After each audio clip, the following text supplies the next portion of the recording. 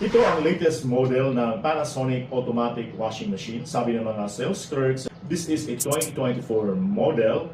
The rest being sold right now as of May ay puro 2023 model or older. Pero sa tingin ko, isa itong downgraded or downscaled model. Some features here and functions are nagkulang or having reduced capability.